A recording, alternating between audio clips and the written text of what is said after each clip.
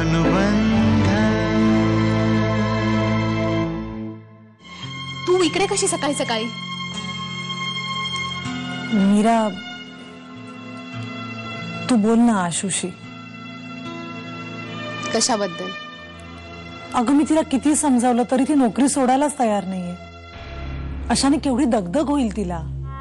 तुला आशूची डिलिव्हरी छान नॉर्मल व्हायला हवी आहे ना. मग रिलॅक्स. मी तर म्हणेन आता 9 महिने काय करायची ती मजा करून घे. एकदा बाळ आलं ना की 1 मिनिट फुरसत मिळणार नाही तुला. आता तुझ्याबद्दलच विचार करत होते आणि तुझा फोन आला. आता म्हणजे बाकीच्या वेळी विसरतेस की काय मला? असं होईल का? टेडी मिळाला? मिळाला. आणि अकाउंट मध्ये पैसे सुद्धा. खरं तर खूप काही पाठवायचं होतं का तुझ्यासाठी, पण थोड्याशा पैशात टेडीच आला फक्त. मला खूप काही नकोच होतं. टेडीच हवा होता तुझ्यासारखा. गोड गोड, गोरा गोरा. चल आता फोन ठेव. किती पैसे घालवणार आहेस फोनवर? ओके. आणि अश्विनी, अगं कसं वागतेस तू? अगं चुकले असेल, बोललो असेल तुला काहीतरी, पण नाक मुठीत धरून तुला नेला मीच आले होते ना. हा, तुझा दादाही आला होता ना. मग आलीस का आमच्या बरोबर घरी तू? जाऊ दे ना वहिनी, झालं ते झालं. जाऊ दे ते आलंच. मलाही वाद वाढवायचे नाहीयेत. तुझा दादा याची वेळ झाली आणि मालविका पण येईल घरी. आता तुझे पैसे तुझ्या जवळच ठेवतो.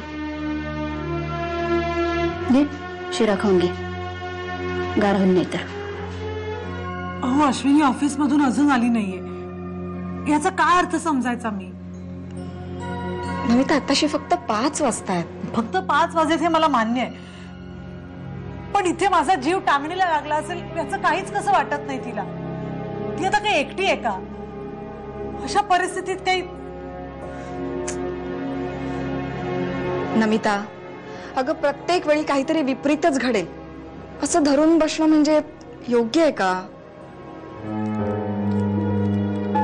तुझ्या पिकनिक साठी आणले. घे घे. आता मी तुला बोलले होते ना आधीच, मला नाही जायचं पिकनिकला. पण मला माहितीये तुला मनापासून जायचंय. तू खरंच नकोत का मला? माझ्याकडून पैसे घेतले म्हणून वहिनी रागवेल याची भीती वाटते का तुला? मी बोलेन वहिनीशी, मग तर झालं. आई बाबांना त्रास नाही द्यायचा आहे मला. बाबांना वाटतं की ते वडील म्हणून अपयशी ठरले.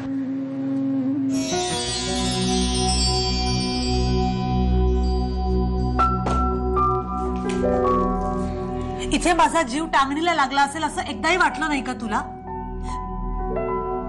आणि हे काय? हे समीरने पाठवले म्हणूनच मी गेले होते दादाकडे. आणि अश्विनी पैसे देत होती मला तुझ्या पिकनिकसाठी. तू फोन केला होतास तिला की पिकनिकला जाता येत नाही, पैसे हवेत म्हणून?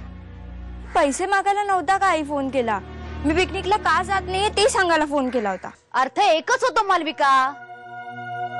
एक लक्षात ठेव, तू आणि दुष्यंत माझी आणि तुझ्या बाबांची जबाबदारी आहात, अश्विनी आणि समीरची नाही.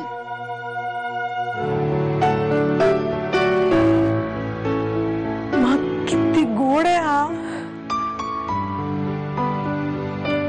माझ्यासाठी आणलाय. हा देवकीचा तान्हा आणि यशोदेचा कान्हा आहे.